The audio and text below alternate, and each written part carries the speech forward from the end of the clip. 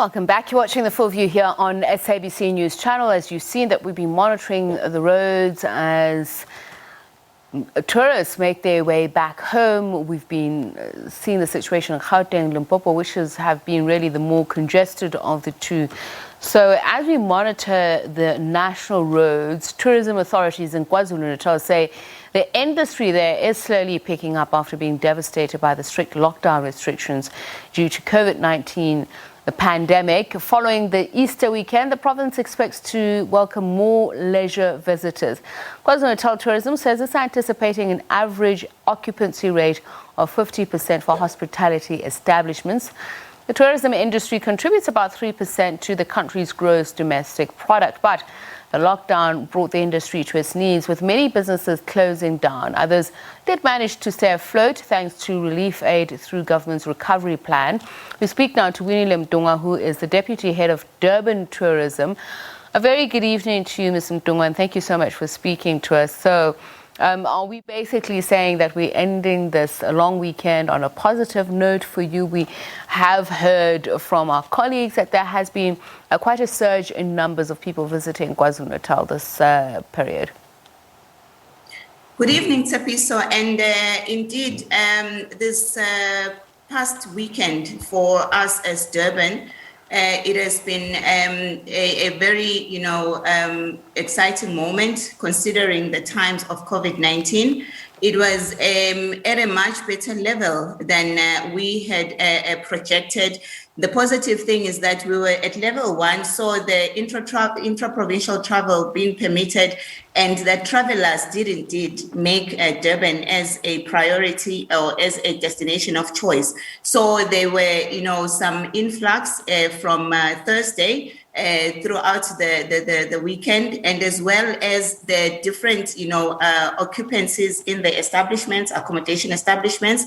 They've been evident that there's been quite a better picture in as far as, the visitors coming here in Durban is concerned, and the activities that different people had been experiencing in Durban. So for us as the city, and as far as tourism is concerned, it's been a better, positive picture, and because that meant there's activities in the businesses and more jobs, at least being created, considering that during COVID, there were jobs that were actually lost.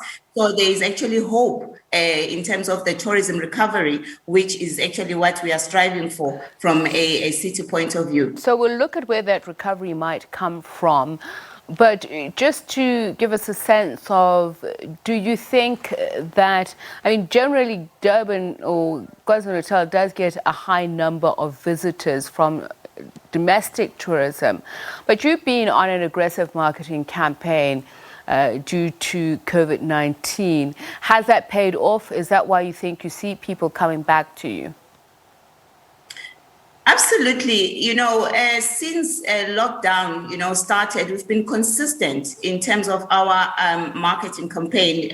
We started with soft marketing from last year, but towards the festive season of last year, and also for now Easter's, we've done massive, aggressive marketing campaigns throughout the country in making sure that there is brand presence for Durban destination around the offerings that are being offered in Durban, and that Durban is indeed a destination of choice, as well as the value proposition for our travelers, that it's a cosmopolitan city, and as well that there's different activities for everybody, and the coastal, feature that we pride ourselves with has been really one of the key attractions that our visitors have actually been coming to visit. So let's crunch down the numbers, the projections of the occupancy rates at hotels. I mentioned that was estimated around 50%.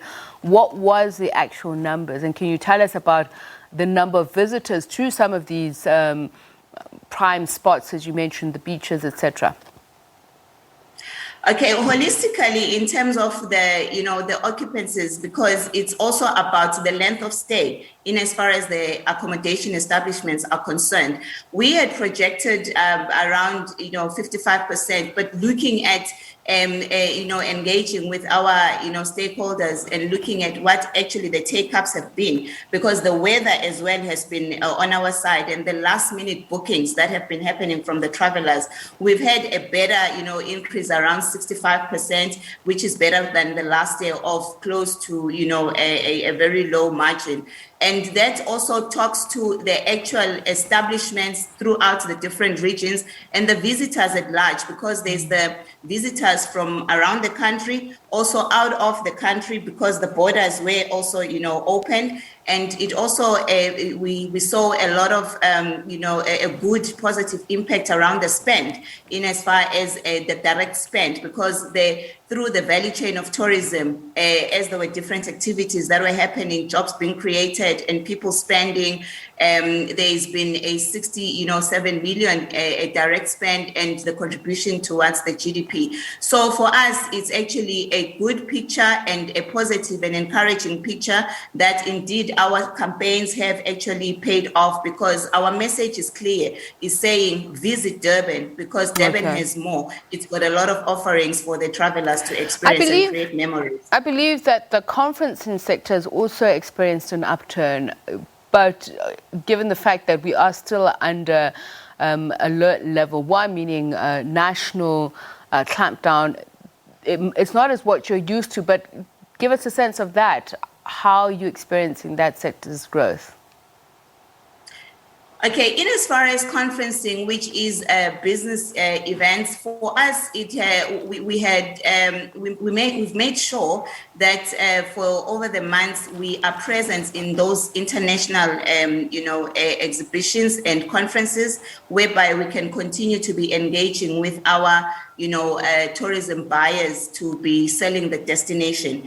And we have been very aggressive in as far as virtual, exhibitions and conferences to make sure that we continue the engagement and strengthen the relationship of awareness that the destination is indeed, alive, and it still has a lot of offerings.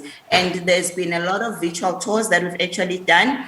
And looking at conferences that were now happening here in Durban, there's been quite a lot of hybrid and conferences, and those have been, extended or amplified through a lot of virtual to just make sure that this participation is still extensive as it would have been when a normal conference would allow people to come and be live. Quick and final question.